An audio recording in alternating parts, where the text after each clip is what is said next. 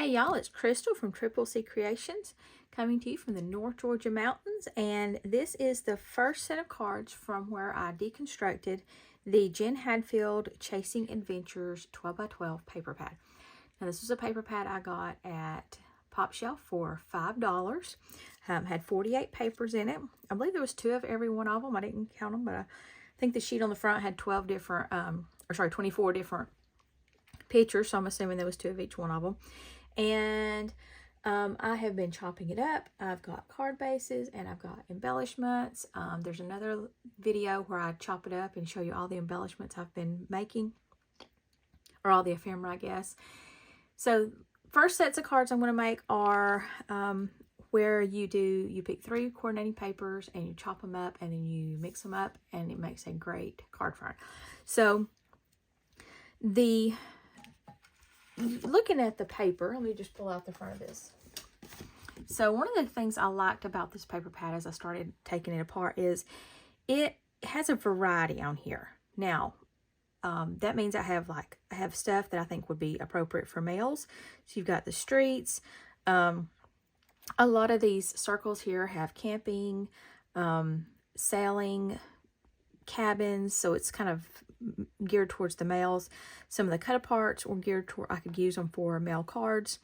It's got the little type font down here. You've got some gold curly font, I guess kind of cursive.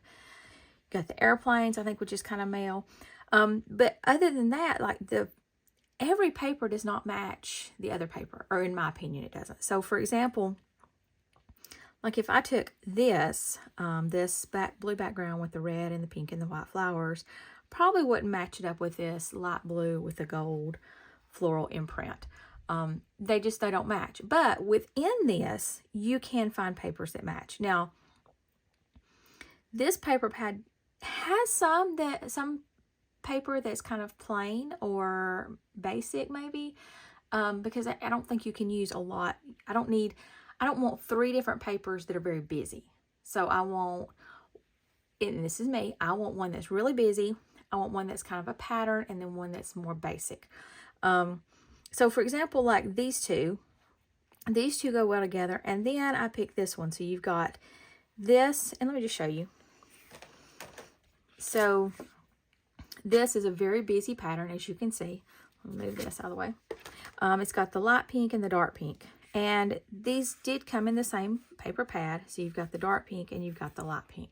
Okay, so I matched these 3 together. But then again, these 2 papers are from the same paper pad. But I don't think they would go with any of these papers. I just really don't. I could put the pink in there because the centers of these flowers are pink. You could do that. It's not my preference. I prefer to pull in a red. This was just from a basic paper pad. I think I maybe got it at Walmart. That it just had, this has kind of got a little bit of a pattern on it, but it's pretty much some solid colors, or basic colors in there. And you could just use a solid color. So these are how I matched them up. And what I was saying is this, it doesn't have a lot of plain papers in it. So I needed to pull in another kind of plain paper in it. And that's okay. I don't mind doing that, because if you watch my video where I deconstructed this, I paid $5 for this paper pad, and I don't have any ephemera, any coordinating, anything to go with it. So I'm making all that. And if I have to pull in a solid, then that's okay. I can do that. I'm good with that. Not everything's always going to match up perfectly. I'm not going to try. I don't want to. I don't need that. So to make these cards, though, you've got your 3 coordinating papers, and you just stack them up. And I'm not going to do this on camera because something would go wrong. But there's my 3 coordinating papers stacked up, and then I have chopped it. And there is no recipe to this. Like literally you just chop it up. I typically cut first from one side to the other at an angle, and then I'll look at what's left, and I will cut from the corner in to where I have a triangle. Okay. So doesn't look like a lot yet, but then I start mixing it up. So I take and I pull out the different papers for each one. And that is 1 card. So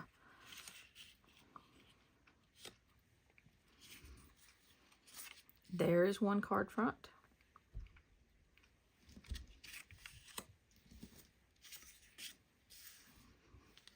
Here is one card front. And here is one card front. And so it's as easy as that. And you've got 3 different cards with very little work. I mean, really, very little work. Okay, so I have already glued these on for the other set of paper I showed you. And sometimes they overlap. That's okay. Sometimes they overlap. Sometimes my my card fronts may not be exactly 5 1/4 by 4. I may be a little off, you know, just a hair off. If I stack these up, you know, they're just maybe an 1/8 off. So that's okay. I just overlap them. Now, from here, you can add some things. For example, in some of the ephemera that I had made, I took strips and I cut with a border punch. So you could add a border there. Okay, I think that's really pretty. You just wouldn't want to line it up on itself. But either one of those, that would be cute. You can also do washi tape. You can do a border with washi tape where your papers come together, especially if you did overlap them. For example, mine right here, they don't exactly come to a point. You'd really have to look to see it. But if it bothered me, I could lay something over and cover it up. Since this has got gold foil in it, some gold foil, either a piece of paper, a strip, or washi tape would work. Let's see. I don't really have anything else that matches this. This had the long sentiments. You could do one of those if you had one, especially if you're not concerned with it like saying a full statement. You could use one of those to cover it up. Now, I'm getting fancy here. You don't have to. This had some really nice cut-aparts, and so I could simply find some cut-aparts that matched this paper, because there is, like, I probably wouldn't want to put that on there. There's no yellow in my paper. That one's just words, though. That would work. So I could just use that. That one's got red in it. That one's got red in it. That one's very basic. I think I would save this one for a guy card if I could. Maybe. I mean, the green matches. So I've got a lot of pretty cut-aparts in this pack, and I could use those. And then really, like, if I could stop right there. I could round those corners if I wanted to, glue them on, be done. If I wanted to add just a little bit of something to it, I could add one of these girls that I had cut out to it, you know. I've also made some embellishments too. I've started playing with some of my things I've cut apart and have started making some embellishments. And that's just where I group everything together and start playing with it and making pretty things. And I've used the words from that paper pad. Just breathe. Okay. I don't really have any papers in here that necessarily match this paper, but that's okay. I have, what else? There was something else. Oh, I love my punch that I bought after Christmas. That is the coffee mugs. And then I also have like I think I like the Starbucks. And so I made some of these in coordinating papers also. So put that one on that one. So you wouldn't want to put where your things were lining up, but I could do it on this one. And then put some words on it. You can also just put a cluster of flowers on it. So I've got a lot of flowers. You just wanted to put some flowers on it. You don't even have to put words on it. Put things like that.